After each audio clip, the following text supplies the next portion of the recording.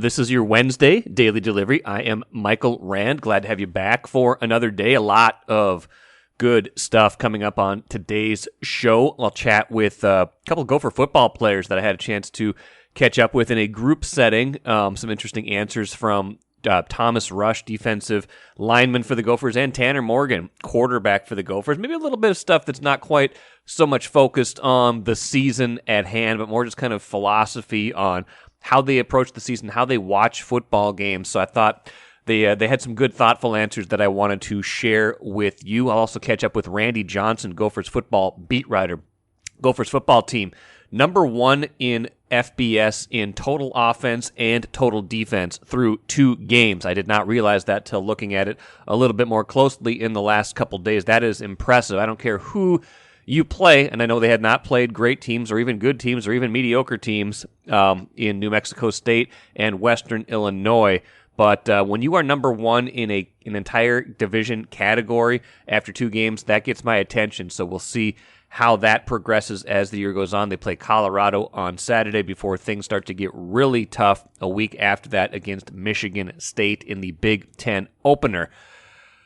Got to get to Minnesota United in a little bit, too. Maybe a tough result, 1-1 draw against LAFC, the cream of the Western Conference crop, but maybe a satisfying result in a certain degree as well because they needed some points in that game and at least got one. But first, what did I miss? Let's start, of course, with the Twins and Joe Ryan, 7 hitless innings through 106 pitches. And then you get to the point where we've gotten so many times in baseball in recent years where, a generation ago, 2 generations ago, it is a no-brainer. The starter is staying in the game to try to finish off the no-hitter, right? Because pitch counts didn't matter as much before. Let's face it, pitch counts didn't usually get as high as that early in the game before because fewer pitches were being thrown in a lot of cases per plate appearance, things like that. So you had a pitch count that was generally going to be lower, not everybody going for the strikeout, things like that. But that's a digression. Joe Ryan gets there at 106 pitches. That's pretty good shape, but manager Rocco Baldelli decides to take him out at that point. The combined no-hitter gets broken up in the 9th inning. Royals score a few runs, but no real damage done there. Twins do win 6-3, keep pace in the AL Central race for whatever that is worth. They are still 5 back of Cleveland, which won. Still a couple games behind Chicago, which also won. But that race probably factors in the back of their minds, right? They are still trying to strive to get back a little bit closer, make this interesting at the end. Still do have a lot of games left against Cleveland and Chicago to perhaps make up some ground. You are not out of it until you are mathematically eliminated. So Rocco Baldelli decides to take Joe Ryan out of the game, doesn't want to push him too far. The rookie pitcher, I get it, but it's also, also one of those moments where, you want to see someone have a chance to finish off something that's, history making is maybe a little bit excessive because there have been a lot of no-hitters thrown. There's been a lot of no-hitters thrown lately. It's not this kind of like event maybe that it used to be, but as for an individual accomplishment for the fans who are watching, I know for myself, anytime I've ever been at a baseball game and there's a chance at a no-hitter, it is the atmosphere at the ballpark changes. And I think that's the energy you felt at Target Field on Tuesday night where people were excited about it, people were getting into it, and there's a tremendous letdown when you find out that is not going to be given a chance to happen. And I think, the knowledge, the intellectual thought about it was good. You want to save Joe Ryan for another start, for save him for the rest of his career. I get that, but you can also feel disappointed to a certain degree, and I think that's the message Rocco Baldelli was trying to convey after the game. Just because looking at the situation, you want to let him keep going, but also he also has to pitch in 5 days for us again, and what's going to be hopefully a very important situation for our team. So just kind of balancing all of that. The decision was made to take him out of the game, and I know that's a hard decision, one to make, but hard decision to watch for everyone that's pulling for our team too. But at some point you have to do what you think is right, even though that was a hell of a start. And that's fair, and I think Joe Ryan had a good diplomatic answer about it too. I think he was pretty. I could think if you listened between the lines, I think you could tell he was disappointed that he wasn't allowed to go deeper. But also, you understand where the season is at, where your career is at, and so here was Joe Ryan after the game as well. I definitely wanted to stay in the game. I understand why I came out. I don't think I've earned the right to really fight with him too much on that. He's made some really good decisions this year, and as far as taking me out at the right time as well. So I'm never going to be mad at him for that. Obviously, the competitive side, I want to stay in the game and finish that out, and at least, whatever. But, having Giovanni come in there, I had all the confidence that it was going to get done anyway, so really wasn't affecting the emotions too much. I just pleaded a case. I wouldn't say I was grilling him or anything. Mm-hmm. The pitch count obviously comes into play, and we're trying to win some games, and I'm throwing in 5 days again too. So I think going there for probably 130, 135.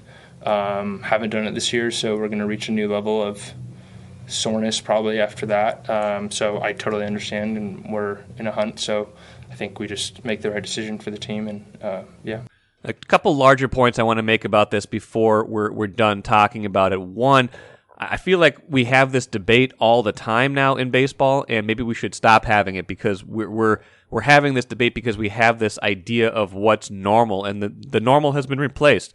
You get over 100 pitches. That's a lot these days. You get deep into a game with a no-hitter, you're going to get taken out in a lot of these games. Clayton Kershaw, someone who has certainly earned the right to go deeper in games to try to finish off a no-hitter, he got taken out of a game against the Twins earlier this year when he had one going. So I get it. I get it intellectually, but maybe we need to stop having this debate every time because it's not really a debate. It is just what happens.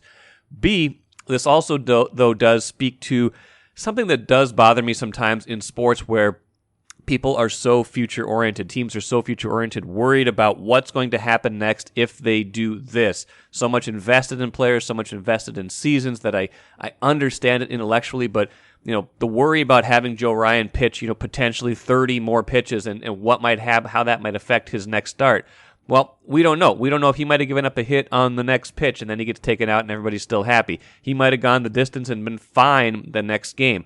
We don't know that. We know what the odds are. We know what the percentages are. So it bothers me how future-oriented things are sometimes these days.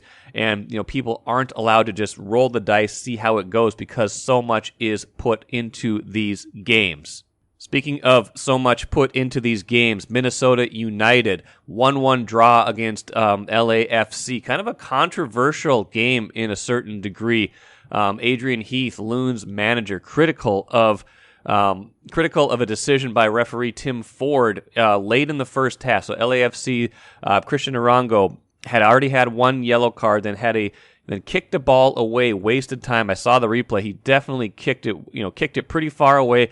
Definitely wasting time, and that is by definition a yellow card offense. If he would have been given another yellow card, shown another yellow at that moment, that'd have been a red. They would have been down a man, and that would have been a momentum changer in this match. As it was, the Loons scored in the 45th minute anyway, got a 1-0 lead, but LAFC equalized in the second half, got that 1-1 draw. The Loons need every point they can get right now. They're still battling right now, trying to make the playoffs, and they are going to be without star Emmanuel Reynoso in their next game because he got a yellow card, an accumulation of yellow cards, but that's going to make him suspended for that match against against Sporting Kansas City. So a lot of drama going down to the finish line for Minnesota United. A lot to play for still.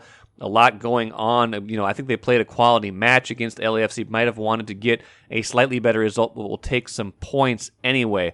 So we will see how that impacts them going forward, whether those yellow card decisions, one in each direction, has an impact on the Major League playoff standings once we get down to the final results. MGM Wine and Spirits is the choice for savings, service, and a great selection of spirits, pre-mixed cocktails, wines, and of course, ice-cold beers and hard seltzers.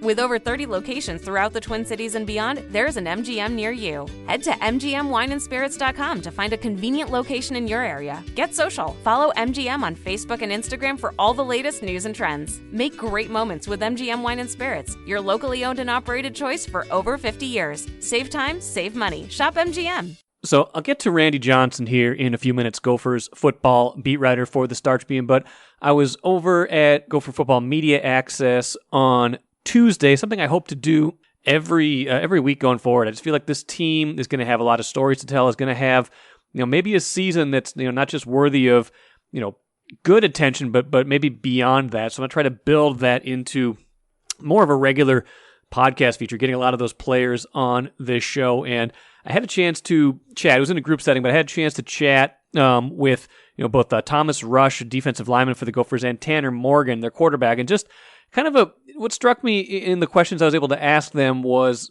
kind of how they approach the game in the case of Thomas Rush, and how they watch the game in the case of Tanner Morgan. I'm gonna start with playing a little bit of the Thomas Rush answer that he gave me, just in talking about I'm always amazed. We in the media have a narrative almost. So sometimes we construct a narrative out of what's going to happen, and players have this kind of singular focus, especially within the Gophers program, of always being focused on the next thing, always being focused on what's happening that week, not looking ahead.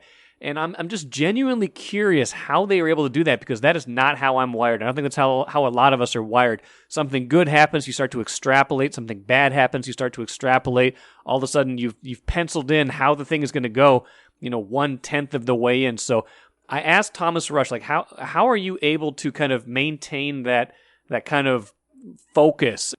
I think Coach Fleck's message to us, and just kind of us individually as a defense, we've kind of naturally, and the way Coach Rossi gives it to us in terms of what our response would be for the next week, and then so forth, is just that each season is its own, or each week is its own season. It's right now it's 0-0 for Colorado. When we were at New Mexico State, it was that week we're 0-0 the New Mexico State season. So, each game is its own entity. One is not more important than the other. The next one is the most important one. So whatever happened in the past is irrelevant, and we gotta learn from it and get on to the next one. You go throughout each week and you reset the button and get a new game plan and learn it to the best of your ability, watch film, do all that stuff, and then you go out and play. And that's just kind of how we go through our process, and each week it's like that. And I think that helps us focus in on this game and what it's worth, and not worry about what's coming up next, what happened in the past, what's down the road in however many weeks. So I think that's something that we as a defense kind of embody a lot too, with just being, this game's important, you got to focus on it, nothing else matters. Now, I had to follow that up, obviously. I said, Thomas, really, does this mean you don't peek ahead at all to any of the upcoming games? Obviously sometimes it's like, I'm looking at these guys, and someone comes up, this team runs this too. Okay, so that's something to look for. It's going to happen. But in terms of just I'm watching film or whatever, Saturday after the games, you turn on football and you see the scores. That's probably the only time I ever see anything in terms of this team played this team and this was the outcome. So, yeah, I'd say pretty much the opponent for the week is the opponent for the week, and I'm not worried about anything else. And I don't think any of the other guys are either. No, I think that's fair. But we all know there are bigger games coming up on the schedule than Colorado. Colorado will be a better test probably than Western Illinois and New Mexico State were. But those are, Colorado's not a great team, even though they're a Power 5 team. Week after that, they play Michigan State on the road. Michigan State, a very good team. That will be a test. That's a bigger test. But if they allow themselves to start thinking about that game, they might be in trouble against Colorado, or they might be in trouble just in general with how they're thinking. So that piece of it is interesting to me, how they don't, or at least they say they don't, and it sounds like their actions back up their words, how they are able to stay focused and in the moment rather than peeking ahead like so many of us do. Second piece I wanted to share with you was some back and forth I had with Tanner Morgan, obviously the Gophers' several-year quarterback, back for his super sixth season. Has been playing very well for the Gophers so far this season, and I was curious, this is another kind of question about how they watch the game, how things evolve for them that's different than the way we do things in the media or just as casual fans. So I asked Tanner Morgan, how do you watch football? Are you able to disengage from kind of the film study mentality, or are you still kind of, watching, whether it's a pro game, a college game, whatever it might be, if you're just casually watching it or just watching it for fun, are you still watching it through some sort of critical lens? I think, I definitely watch it from a certain lens, but there's always that fan aspect when you're watching a game from TV, because it's cool to, stadium, all that. I mean, I've been watching football games my whole life, but I definitely, when I'm watching a game, am more the Monday Night Football game, okay, it's T4 situation, they got to drive. Ooh, what would I do if I was the coach here? Oh, I might have taken a timeout, or I might have done this. Whatever. I'm not saying, for an example of whatever. I'm always putting myself in the situation of the coach or the quarterback. Okay, if that was me, man, I might have checked it down, or I might have done this. Or oh, man, that was a great play. And that's what's cool, is you take those opportunities to learn from it. But it is enjoyment. It's fun to watch football. But then it's fun to get your mind going and understand, oh, man, I could have done – if I was in this situation, what would I have done? Or would I have thrown it away, or would I have, escaped the pocket and, oh, what would happen if this and that? The kind of the if-then game is fun for me to do when I'm just on the couch watching football games. And of course, I had to have some fun after he said that. I said, Tanner, you brought up the Broncos game from Monday night. We all had a field day criticizing Denver. I didn't say that to him, but I said, if you were Russell Wilson, would you have wanted a crack at it on 4th and 5? Man, I don't know. I think it goes down to, there's always a line to gain of where you feel comfortable with your kicker, right? And they obviously felt comfortable with their kicker. And that's what it all comes down to, is giving yourself the best chance to be successful in those situations. And,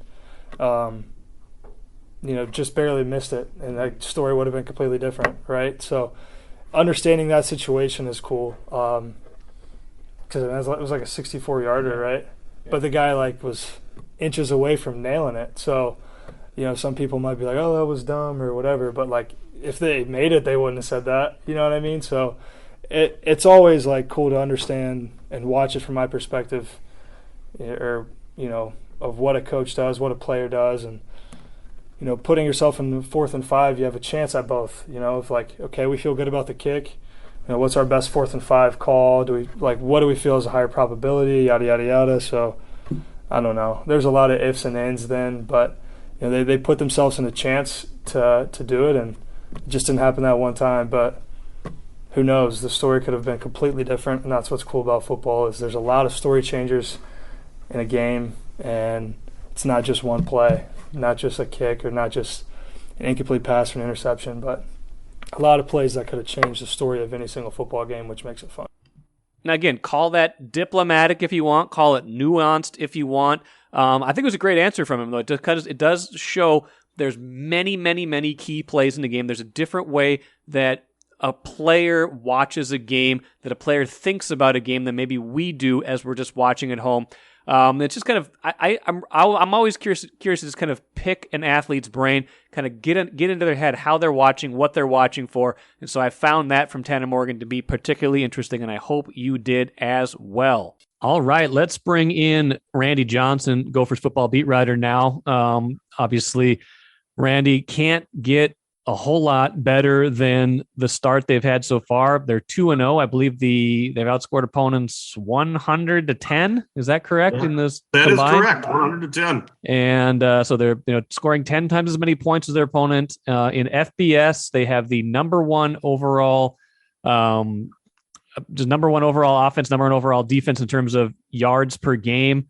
The scoring offense and defense are up there. The rush defense, rush offense, everything up there pretty high. And again, opponents notwithstanding, we know New Mexico State and Western Illinois are not going to be hoisting any trophies this year or anything like that, but beats the alternative of playing close games against bad teams. What have we learned even against marginal competition through 2 games? I think they've learned that, this team is pretty focused. They're out there. PJ is called a workmanlike, and that's kind of what it's been. And they're having fun doing it. And it's not the biggest, basically the biggest, opponents they're seeing or anything.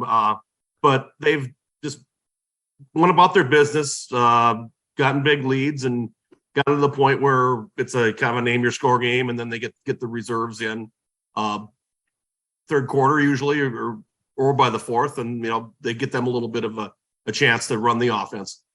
Even if, like we said, we expected this, have they been?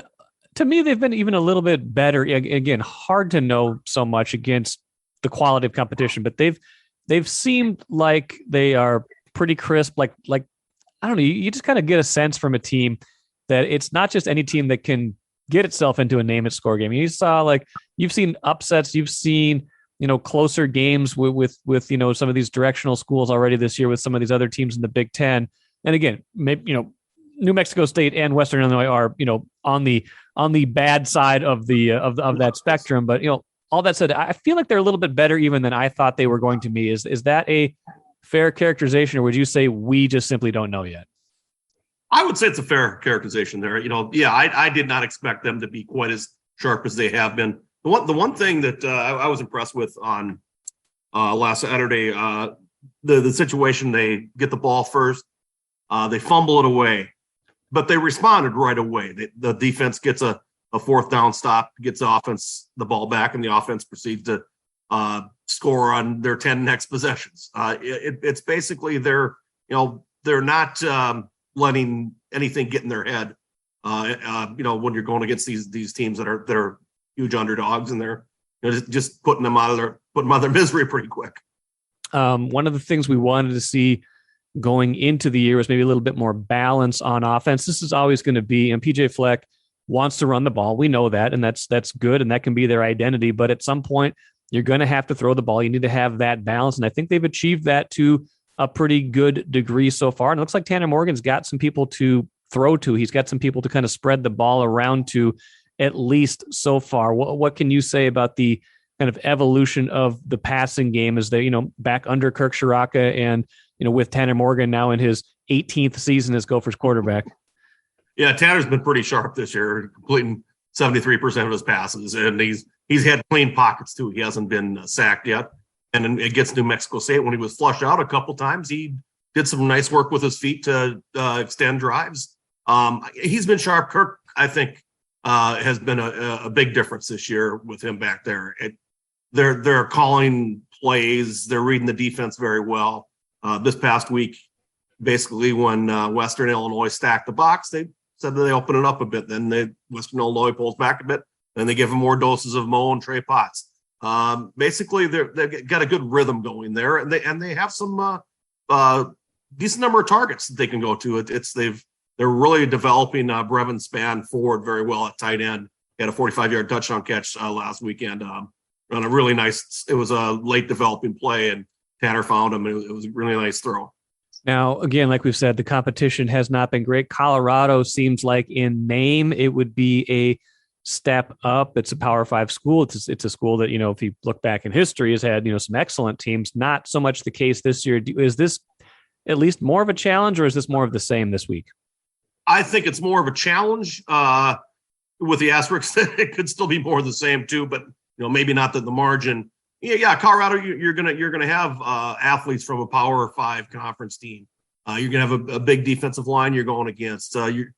You're gonna have a couple quarterbacks who haven't produced a lot yet, but they're athletic enough to give you some problems. They just haven't put it together there yet. Last week they got drilled 41-10 by Air Force, and Air Force rushed for 435 yards. So basically just kept the ball the whole game and kept it away from Colorado, and Colorado just couldn't get anything going. It's one of those service academies that the Gophers were emulating last year with their run game and run-pass ratio, isn't it? Yeah, pretty much. Yeah. More like ground force. So, it's it is interesting to think about, how much of a jump this is going to be when they go from these three teams to suddenly Michigan State, a very good team in their Big Ten opener, 10 days from now, however long it is, I had Thomas Rush. I played a clip from him earlier in the show, just kind of talking about how they don't, they're locked in. They always talk about 0-0 on whatever season they're on. We though can look ahead, and it's going to be a pretty big jump up. And again, we don't know. You don't want to get ahead of yourself. You assume though that they will be able to take care of business if they stay focused against Colorado. How do you think they are then set up for that Michigan State game and beyond? Yeah, I think knock wood, the health has been very good so far. They'll be getting Daniel Jackson, a wide receiver who was second on the team last year in catches. They'll be getting him back possibly this weekend. I would say for certain next weekend. He almost was able to go last weekend, so that'll be a nice little boost in the passing game. Yeah, they've stayed pretty much healthy so far. I think what's nice for them, or what's worked for them, is they've stayed in attention to everything, attention to details, and that'll help them when they get to a game against a better opponent like Michigan State. That's one that I've always pointed out the whole season. That's going to be a good bellwether game to see where this program is, how competitive they will be against the Spartans. Can they go there and get the win? And that game obviously won't tell the entire story of the season. But again, looking ahead and even looking back right now, the Big Ten West feels very wide open. It's felt, fairly open for a couple of years, I would imagine too. And they had their chances in certain years to do even a little bit more than they were able to accomplish in 2019 and 2021. That said, you look at Wisconsin losing, Iowa can't score. Nebraska's already fired Scott Frost. Nobody in the Big Ten West won last week, did they? Except for the Gophers? Purdue won. Purdue won. So that's but barely anybody else. That's it. Yeah. So, if you're talking about that, you're talking about just like some of the teams that are kind of their chief, who you would think of as their traditional, like these are the teams that are probably going to contend. Again, Wisconsin seems like it has a clunker every year. So whatever, we'll see what happens when they get into conference play. But it does feel like this is a year where they could, if they are as good as they've played so far against these bad teams, if they keep this going against the rest of the conference, they could be in position to do some good things. Yeah, you got to wait and see what happens when they play those teams. And these teams have a right to improve as the season goes along, and I think they don't. I don't see Wisconsin, spending the whole season making the mistakes they did last weekend against Washington State. I think they'll get things righted there. Iowa, the offense is as bad as it can be right now. It'll improve some. It's a situation where the Gophers they have a chance. Does that guarantee anything? No, not at all. But they seem to have the type of team that can hang with everybody in there, and they might be talent-wise right up there with anybody else in the West. Iowa's offense has 14 points and 16 punts this year so far. Not great. Has only made a cameo appearance so far this year. Did you see what it did there? Have you followed the story, Randy, of poor Brian Ferentz, their offensive coordinator, getting trolled with unwitting messages from Bob Stoops and his own basketball coach, Fran McCaffrey. I don't know who did that, but that was brilliant. Yeah, that was fun to see. And those were heartfelt messages that both gentlemen to some Brian, not Brian Ferentz, but to some Brian. There was this video messaging service. If you're not familiar with Cameo, the listeners out here, somebody paid Bob Stoops and Fran McCaffrey to do video messages to a Brian about, I know you're going through a tough time. Your dad still loves you, stuff like that. It was obviously to make it sound like it was directed at Brian Ferentz, even though it wasn't. But it was some pretty good stuff. Oh, the best was the line about getting out of the family business. Yes, or I know you might be thinking about going back to New England. That was the the college football doesn't get much better than that. But on a serious note, like we said, Scott Frost fired already from the Nebraska job, and you wrote earlier this week the speculation whenever somebody gets fired from a high profile job is inevitable because PJ Fleck's done a good job here. Happened last year with the USC job. It's happened again now already where you see the odds makers, you see whoever it is, the people that put the lists together. Maybe he's not, in the top 5 spot on those lists, but he's in that conversation always. And you have to pay attention to that kind of thing when these openings happen. Yeah, PJ pretty much shot it down. Of course. Said, he's focused on, he's not interested, he's focused on his team and, saying this is kind of external noise, that type of thing. And that's what you have to do. And it's I would be stunned if he ends up there. Although I just don't see that as what Nebraska's looking for necessarily. I think they'll take a long look at their interim Mickey Joseph, I imagine. But there's other names, just some interesting names there. Leipold at Kansas, who's done a really good job there. And we had the dynasty at Whitewater back 10, 12 years ago. They're the Iowa State coach too, Matt Campbell. He's always on somebody's short list. It would be an attractive job. It might not have the same luster it did, say, 20, 30 years ago.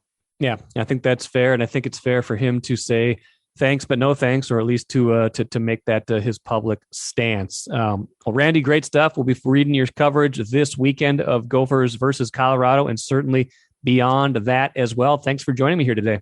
I appreciate it, Mike. Fun time.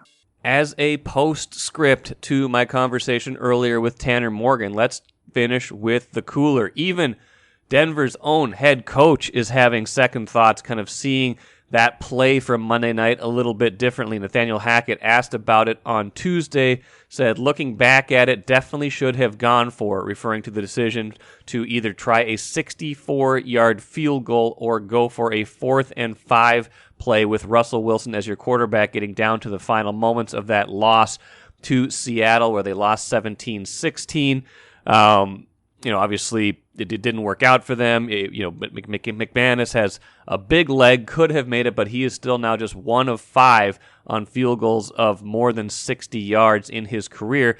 And the ESPN story says, according to ESPN Stats and Information, teams converted 48% of their 4th and 5 plays last season. So you give Russell Wilson a chance to make 5 yards, you got a kind of a coin flip chance of getting it. You move into much better field goal range, or you kick it there.